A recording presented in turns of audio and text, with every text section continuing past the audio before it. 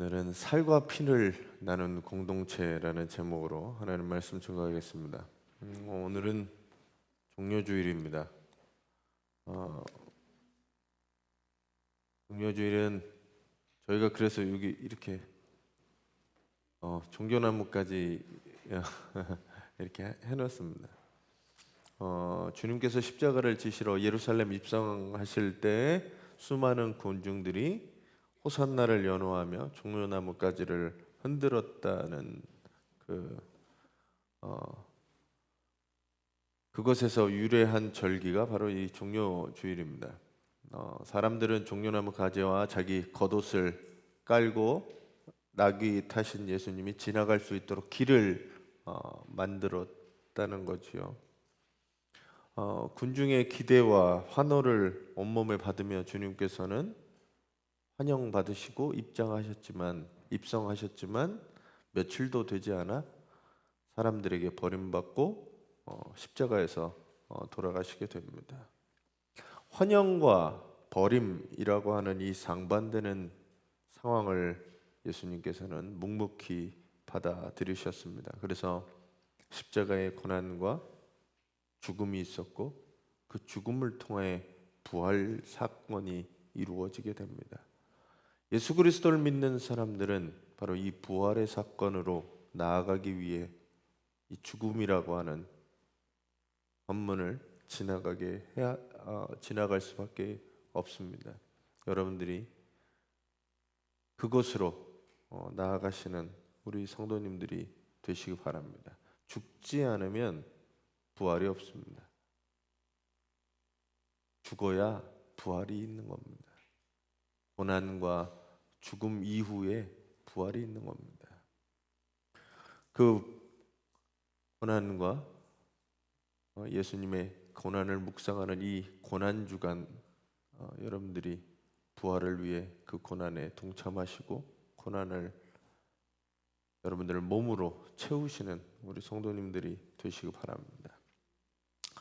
오늘 성서 일과는 마가복음 14장 전체, 15장 전체입니다.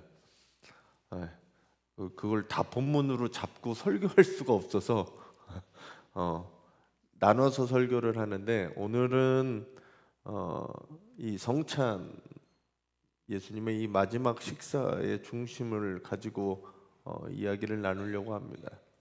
마가복음 14장만 보면 뭐부터 시작하냐면 옥합을 깨트린 여인 이야기가 나오게 됩니다. 순전한 나드 향유 한 근을 가져다가 예수님 앞에 깨트리고 그걸 바르는 일을 하죠. 지금도 기름은 비쌉니다. 향유라고 하는 거는 비쌉니다. 당시에 이 순전한 나드 한 근이라고 하는 것들이 300데나리온 정도라고 하니까 거의 1년의 연봉과 같은 금액이었다는 거죠. 그걸 이 예수님 앞에 깨트리고 예수님은 또 그걸 자기의 죽음을 준비하는 것으로 생각하시게 됩니다.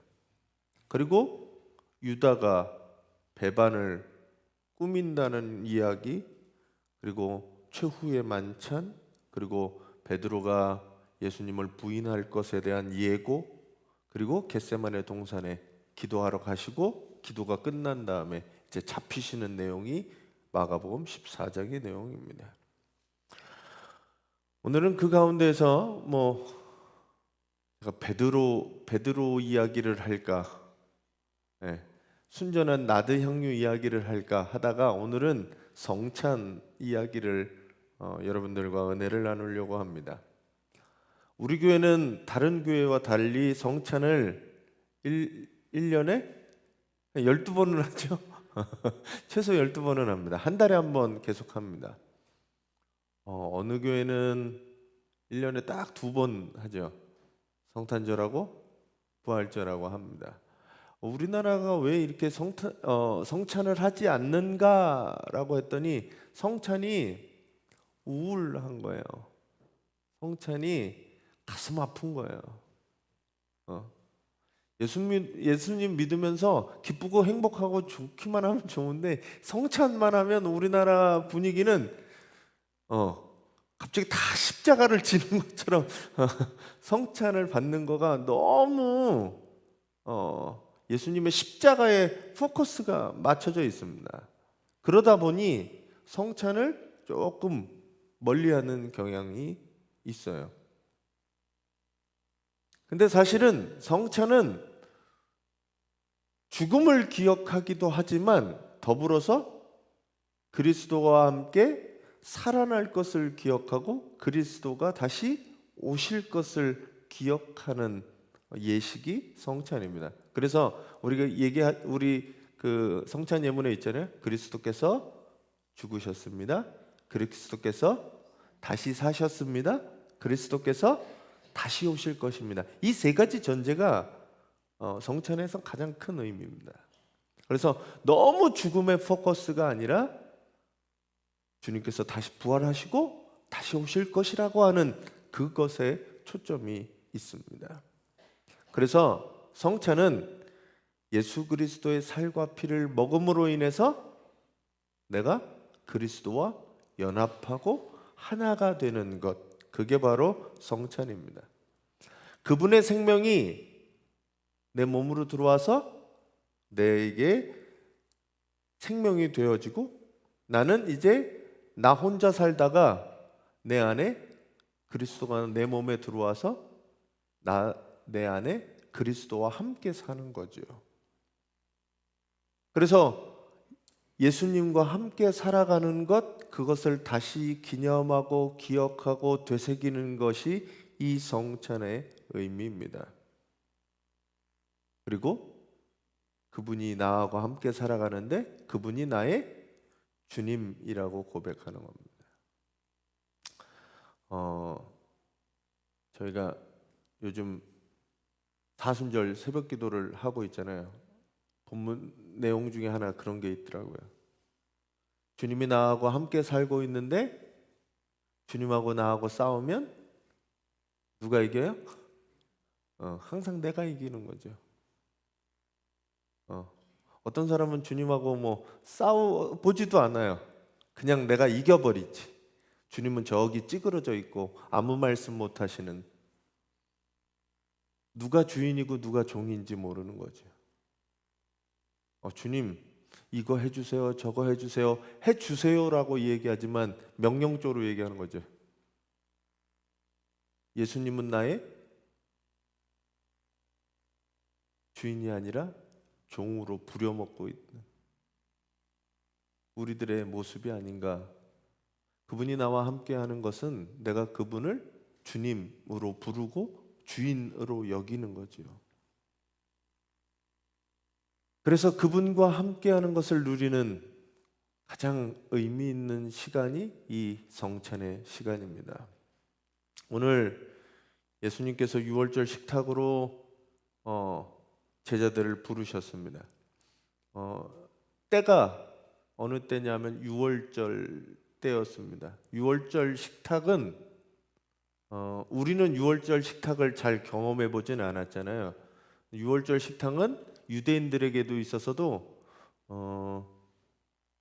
굉장히 맛없는 식사였습니다. 뭘 먹어요? 유대인 유월절 식탁? 무교병이라고 하는 거는 그냥 밀가루를 부풀리지 않고 발효시키지 않고 밀가루를 그냥 물에 개서 뭉쳐서 프라이팬에 구우면 무교병입니다.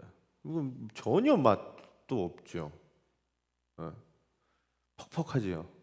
집에서 한번 해보세요. 이렇게 밀가루 반죽해갖고 이렇게 구워보세요. 무슨 맛이 나나. 무교병하고 나물을 먹습니다. 나물을 먹는데 우리나라 사람들은 참 나물을 좋아하죠. 무슨 참나물도 있고 무슨 나물도 있고 나물을 참 좋아하는데 유대인들이 유월절날 먹는 거는 쓴 나물을 먹습니다. 쓴 나물을 먹는 거는 기억하는 거예요. 기억. 우리가 어떻게 이 쓴나물을 먹고 나올 수밖에 없었는지 아이들이 물을 것 같아요. 아빠, 왜 이거를 날 먹이는 거야? 이거 먹기 싫어 죽겠는데. 요즘 학교에서는 애들이 김치를 안 먹는데 이렇게 곤란한데요. 먹기 싫다고. 나물은 먹겠어요? 이렇게 우리 막내가 김치를 너무 조금 준다고. 예, 김치 좋아하는 애들은 김치를 많이 먹는데 안 좋아하는 애들은 한두 조각 이렇게 주는 거예요. 그것도 억지로 먹기 싫어가지고. 그 쓴 나물들을 아이들에게 가족이 함께 먹는 겁니다. 그러면서 기억하는 거죠. 우리가 애굽에서 종살이 할 때 하나님이 우리를 인도하시는 이 유월절 날 이 쓴 나물을 먹게 하셨다. 그거를 아버지가 아들에게, 할아버지가 손자에게 이야기하는 거였습니다. 그러니까 맛없는 빵도 아니죠. 우리나라 빵은 너무 맛있어서 우리가 지금 성찬하는 것도 이렇게 부풀려 있는 빵이잖아요. 전혀 그런 게 아니었어요. 밀가루, 무교병과 쓴나물, 그리고 고기, 간을 하지 않는 고기, 그렇게 먹게 됩니다. 근데 예수님이 여기서 다 빼시고 포도주하고 이 떡만 가지고 성찬을 하시게 됩니다. 어떻게 보면 예수님께서는 이때 이미 마지막 식사를 각오하신 것 같아요. 왜냐하면 십자가로 가시기 전에 제자들과 나누시고 겟세마네 동산에 가서 기도하시는 것을 보면 할 수만 있으면 이 잔을 내게서 돌려달라고 기도하십니다. 그리고 나의 뜻이 아니라 아버지의 뜻대로 되기 원합니다. 그거를 저는 식사하면서도 사실은 계속 갈등하고 계셨어요. 그런데 어느 정도 방향은 정해진 것 같아요. 좀 어떻게 안 될까? 방법은 없을까? 군대 가기 전날 여러 가지 생각들을 한 것 같아요. 나는 왜 이 나라에 태어났지? 나는 왜 남자로 태어났지? 왜 군대를 이런 데를 가야 되지?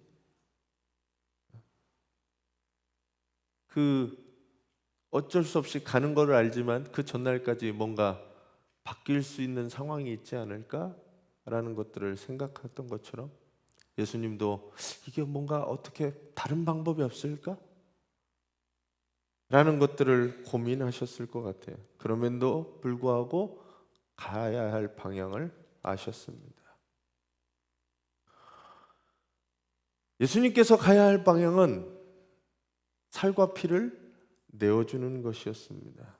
그게 본인의 사명임을 알고 계셨어요. 나는 죽어야 된다. 죽을 수밖에 없다라는 거죠. 그래서 제자들에게 이야기하는 것은 이 살을 받으라.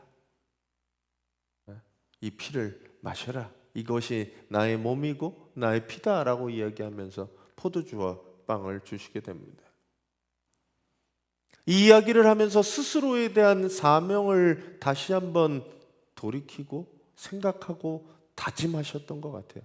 내가 가야 할 길이 그 길이구나. 내 살과 피를 다 내어주는 것이구나. 사명을 생각하고 그 사명을 받들고 감당하기 위해서 내 살과 피를 내어놓겠다라고 하는 다짐이 성찬에는 있습니다. 그것을 받는 우리들도 사실은 내게 주어진 사명이 무엇인가 깨닫고 그 사명을 감당하기 위해 나의 살과 피를 내어놓는 결단이 필요하다는 겁니다. 주님께서 여러분들에게 주신 사명이 무엇입니까? 저는 몰라요.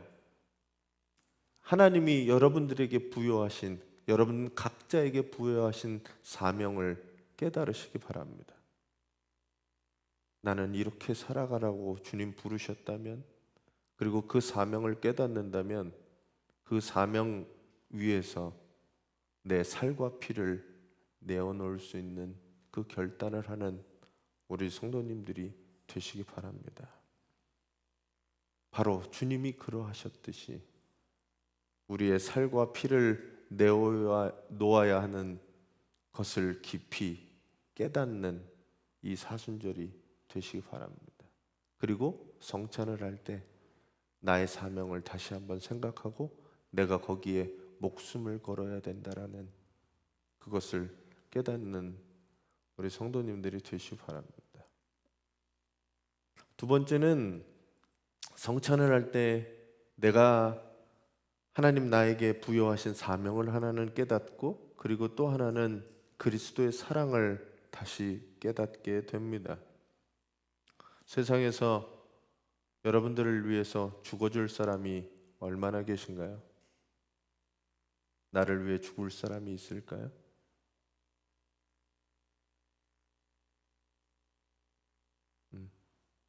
남편과 아내가 나를 위해 대신 죽어줄 수 있을까요?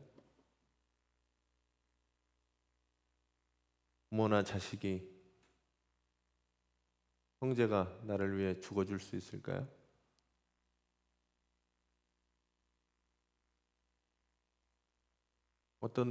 우리 어떤 권사님 막내 아들이 신장 투석을 하게 됐습니다. 막내 아들이 신장 투석을 하게 됐어요. 위로 오빠가 있고 누나가 있어요. 신장 투석을 하는데 방법은 이식하는 방법밖에 없습니다. 우리 생각은 누나나 형 중에 한 명이 신장 이식을 해줬으면 좋겠다라는 마음이 들잖아요. 그게 그리 쉽지는 않더라는 거죠. 가족인데도 불구하고, 형제인데도 불구하고 그 신장을 동생한테 주는 것 자체가 쉽지 않아요.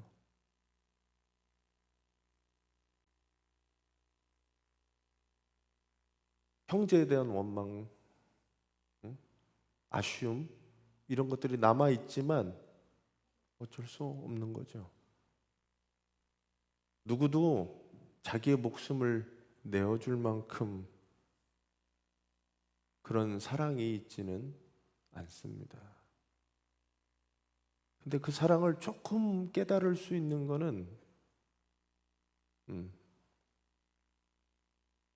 내가 내 아이를 위해서는 그 사랑을 할 수 있겠다라는 생각이 조금은 들더라고요.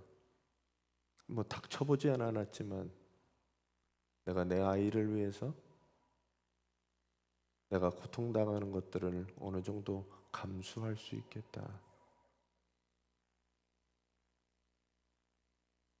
주님이 살과 피를 내어주시는 것은 주님의 사랑 때문이었습니다. 주님의 사랑을 얼마나 어떻게 깨닫고 계십니까?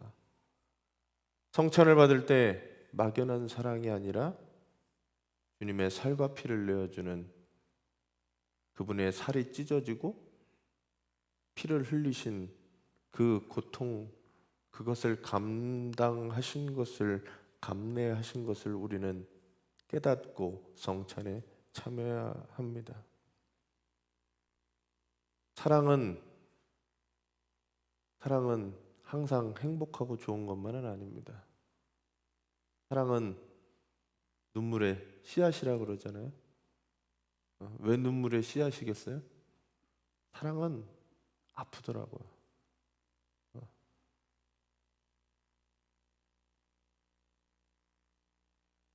성찬이라는 것이 내 살과 피를 먹으라라고 말하는 그것이 어찌 아픔이 없겠습니까? 성찬을 받을 때마다 이것은 당신을 위해 찢으신 주님의 몸입니다. 당신을 위해 흘리신 주님의 피입니다. 라고 하는 그 이야기 속에 그분의 고통, 그분의 희생, 그분의 사랑이 느껴질 때 나도 그 사랑을 받은 사람으로서 그 사랑으로서 살려고 하는 그리스도의 이 사랑의 깨달음이 있어야 합니다. 그리고 우리도 그 사랑들을 해 나가야 하는 겁니다. 여러분들이 주님의 사랑에 나는 얼마나 그 아픔과 고난에 동참하고 살아가는지 우리는 성찬을 받을 때 생각해야 됩니다. 주님은 우리를 위해 기꺼이 내어주셨는데 희생하시고 고생하시고 고난받으시고 수고하고 죽으셨는데 나는 그분을 위해 작은 것 하나 희생하고 헌신하는 일에 손해보는 일에 얼마나 그렇게 했는지 그 사랑을 나는 깨닫고 어떻게 살아가고 있는지 돌아보셔야 돼요. 그러지 않으면 우리는 그 사랑을 알지도 깨닫지도 못한 사람이 됩니다. 사랑은 받아본 사람이 그 사랑을 알게 되고 그 사랑을 할 수 있습니다. 나는 어떻게 살아가고 있는가? 그 사랑이 나에게 어떻게 이루어지고 나는 어떤 아픔과 고통으로 그 사랑에 동참하고 있는가? 돌아보시면서 주님의 사랑을 먹고 마시며 나도 그 사랑을 나누어주는 성도들이 되시기 바랍니다. 그래서 성찬에 참여할 때 그리스도의 사랑이 여러분들에게 느껴지시기를 바랍니다. 살과 피를 나눈 사람들이 모여 있는 것이 우리입니다. 교회입니다. 피는 물보다 진하다고 이야기합니다. 우리는 피를 나눈 사람들이고 살을 나눈 사람들입니다. 어떤 사람의 피를 나누거나 사람의 살을 나누지 않았지만 우리는 하나님의 아들의 살과 피를 나눈 사람들입니다. 세상 사람들도 조폭들도 그런 거 하잖아요. 피를 나누어 마시고 이제 우리가 한 형제, 한 피를 나눈 사람들이 되었다, 한 형제 자매가 되었다라고 선언합니다. 우리가 예수 그리스도의 피를 살을 나누어 먹고 우리는 한 형제 자매가 되었습니다. 우리가 잃어버리고 사는 것은 예수 그리스도의 살과 피를 먹고 나누어 먹었는데 그 사람과 형제 자매가 되지 못하는 사실을 되었다는 사실을 잊어버리고 살기 때문입니다. 1세기, 2세기 유대인들에게 있어서 이 살과 피를 나누는 성찬을 나누는 형제들은 진짜 내 목숨을 걸 수 있는 사람들이었습니다. 당시 예수님의 살과 피를 나누어 먹는다는 것은 유대인들로부터 분리되는 거였어요. 로마로부터 핍박을 받던 시대에는 저 사람이 언제든지 나를 고발할 수 있는 내 목숨을 쥐고 흔들 수 있는 사람임을 우리들은 믿는 사람들이었습니다.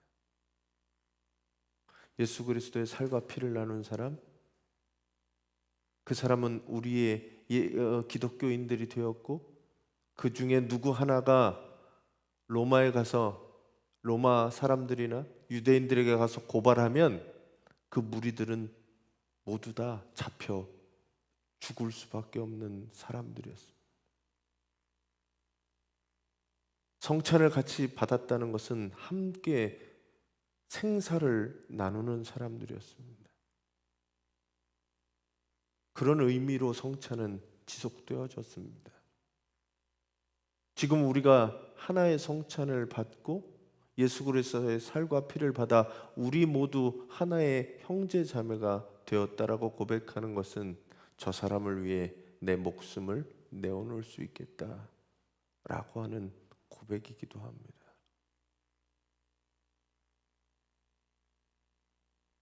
마치 일제시대 때 우리 독립운동하는 사람들을 중에 하나 누가 감옥에 갇히면 자기 목숨이 죽더라도 내 형제들,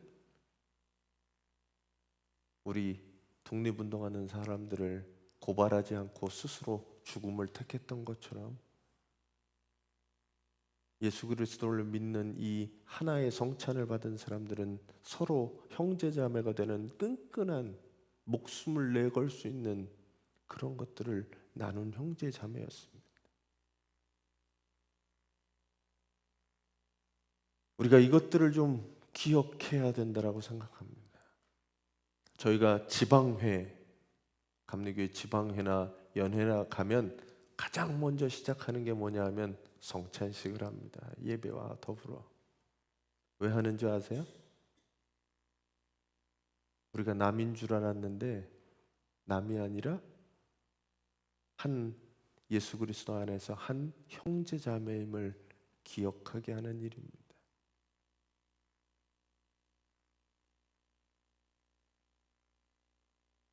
꿈의 교회도 동산교회도 예수 그리스도 안에서 우리는 다 형제 자매가 되어야 하는 게 맞지요. 그게 주님이 이루신 성찬의 의미입니다. 하나님과 관계 맺은 우리들도 서로 하나의 가족이 되어지게 됩니다. 그리고 그 가족의 관계는 이 땅에서의 끝이 아니라 저 하늘나라까지 이어집니다. 하나님의 살과 피로 이루어진 형제 자매들, 그래서 우리는 남이 아니라 하나가 될 수 있습니다. 세상은 자꾸 너하고 나하고 달라. 그래서 차별이 존재하고 그래서 계급이 존재합니다. 강자들은 약자를 잡아먹어야 성질이 풀리는 거죠. 약육강식의 세계입니다. 하지만 예수님의 이 살과 피는 그렇지 않습니다. 서로가 하나 되는, 바로 그 관계를 저희들로 초대하고 계십니다. 여러분들이 성찬을 하면서 기억하실 것은 우리들이 예수 그리스도의 살과 피를 나눈 하나의 공동체구나, 하나의 가족이구나, 한 식구구나, 이것들을 깨닫고 우리 주변에 있는 사람들에게 예수 그리스도의 이 사랑을 내어보내시며 흘려보내시는 성도들이 되시기 바랍니다. 말씀을 정리하기에 앞서서 성찬을 받을 때 제가 오늘 말씀드리려고 그래요. 성찬을 받을 때 어떻게 해야 되는지 여기 나오시면 다 각기 각색대로 이렇게 하시는 분들이 계셔서 제가 그거를 조금 설명을 드리려고 합니다. 성찬의 방법은 여러 가지 방법이 있습니다. 이게 그 동그란 전병 같은 거 보셨잖아요. 이거는 진짜 무교병입니다. 무교병으로 이렇게 찍어서 만드는 전병입니다. 전병으로 하는 교회도 있고 우리 교회처럼 떡으로 하는 교회도 있고 식빵이나 이런 것들을 깍둑썰기 해갖고 이렇게 잘라서 하는 경우도 있습니다. 그거는 교회마다 차이가 있지만 크게 다른 거는 아닙니다. 네, 우리 교회도 처음 오신 분들이 교회 성찬식이 좀 특이하네요. 이렇게 말씀하시는데 이게 찍어 먹는 것들을 잘 안 하셔서 다른 데는 이제 잔과 빵을 이렇게 돌리는 거를 많이 활용하기 때문입니다. 만약에 우리 교회도 인원이 더 많아지면 돌릴 수밖에 없는 구조가 돼요. 근데 아직은 저희가 나와서 하는 것들이 가능하기 때문에 오히려 그 방법을 씁니다. 저는 왜 그러냐면 그게 더 예수 그리스도의 살과 피를 더 기억하는데 좋을 것 같다라고 하는 이 제 목회적 관점이기 때문에 그렇습니다. 그래서 나오셔서 떼어 주시는 떡을 손에 받아서 찍어서 드시면 됩니다. 그래서 나오실 때는 어떻게 하냐면 사실은 오른손이 밑에 왼손이 위로 가게 해서 이거를 십자가 모양으로 만들어요. 왜 굳이 그렇게 해야 되는지라고 얘기하시면 그냥 그런 전통으로 그렇게 해왔습니다. 그래서 예전에는 이걸 손으로 대지 않고 입으로 먹었습니다. 성찬을 받으면 그걸 입으로 그냥 바로 먹었어요. 이게 천주교에는 화채설이라고 합니다. 이게 천주교에서 하는 성찬에 보면 그건 이제 예수님의 몸이고 예수님의 피입니다. 이게 변했다는 거예요. 그렇게 우리는 그렇게 믿지는 않아요. 이미 예수 그리스도의 살과 피가 된 것이기 때문에 그것을 손에 대지 않고 바로 입으로 넣었습니다. 어떤 천주교에서는 신부님이 입을 벌리면 입에다 넣어주기도 합니다. 네. 그 동그란 거 있잖아요. 입에다 넣어줘요. 손으로 만지지 못하게. 그렇게 하기도 합니다. 그거는 방법의 차이라고 말씀드렸습니다. 그래서 우리는 성찬을 내어줄 때 왼손에다 받으셔야 오른손으로 찍어 먹을 수가 있는 거예요. 그래서 이제 중세 때나 이때는 이거를 흘리거나, 네? 성찬 만약에 성체라고 하잖아요. 예수님의 살을 바닥에 흘리거나 피를 흘릴 경우에 손을 자르고 그랬어요. 기록에. 그렇게 우리는 왜 그러냐면 그게 화채설 때문에 그렇습니다. 그래서 신부님들은 그 성체가 남은 거를 어디다 해야 되냐면 버릴 수도 없잖아요. 예수님의 살과 피라. 그래서 몸으로 다 집어 넣는 거예요. 다 술을 다 드셔야 돼요. 포도주 다 드시고 다 드셔야 돼요. 몸으로 다 넣어야 돼요. 버릴 수가 없는 거라.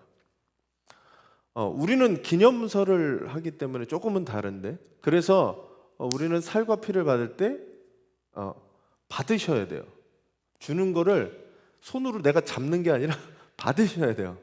받으시고 오른손으로 잡아서 찍어서 받쳐서 드시면 됩니다. 이게 성찬의 방법이라고 말씀드리는 겁니다.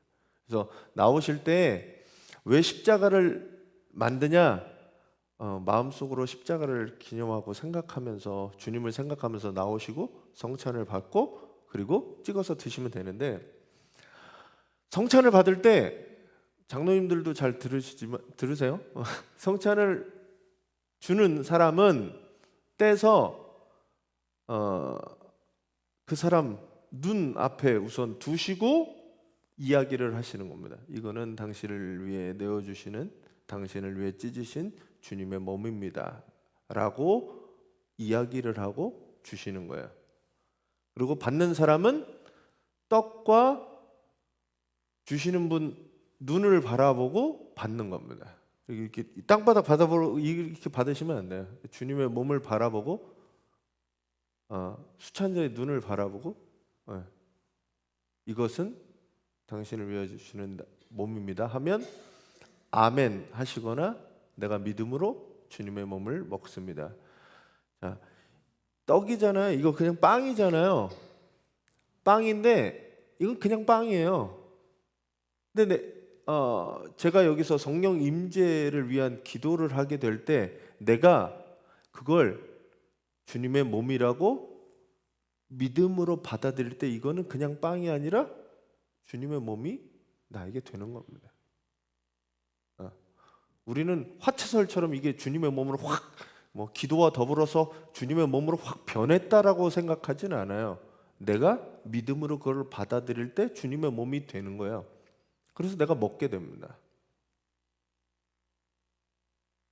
그리고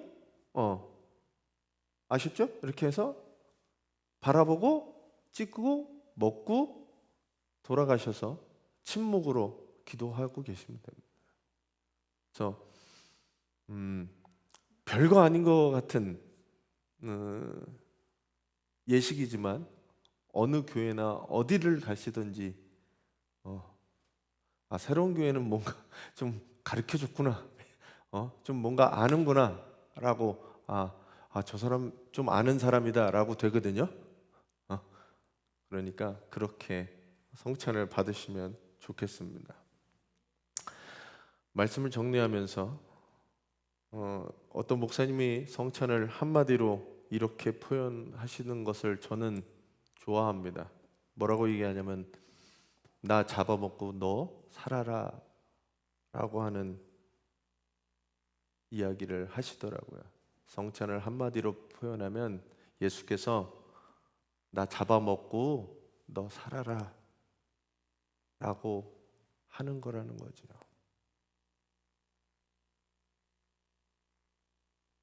예수님은 스스로를 잡아먹히셨습니다. 내 살이고 내 피를 나누어 주셨습니다. 그리고 이거 먹고 너 살아라 라고 말씀해 주고 있습니다. 성찬을 통해 그리스도의 살과 피를 받은 사람은 이제 내 안에 그리스도의 살과 피를 받고 그리스도와 더불어 그리스도로 살아가는 사람들입니다. 그런 사람에게 부활의 영광이 있습니다.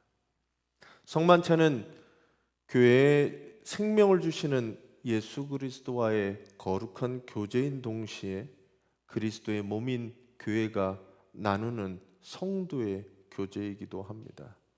하나의 빵을 떼고 잔을 나누면서 그리스도의 하나됨을, 그리스도와 하나됨은 물론 하나님의 백성으로서 하나됨을 나타냅니다.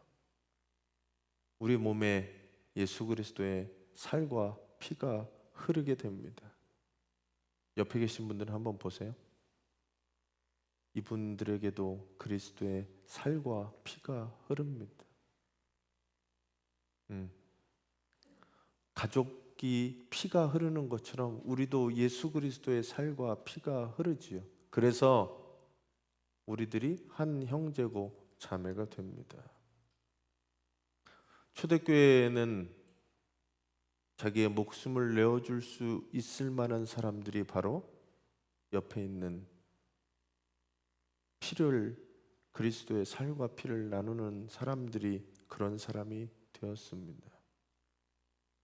그만큼 목숨을 내어줄 만큼 친밀한 공동체가 바로 신앙 공동체였습니다. 여러분들의 이 관계는 이 세상에서의 끝이 아니라 하늘나라에서 주님과 함께 영원한 교제가 될 것입니다. 오늘도 이 소망을 가지고 내게 베풀어 주신 살과 피를 나도 생명을 나누며 살아가시는 우리 성도님들이 되시기를 간절히 바랍니다.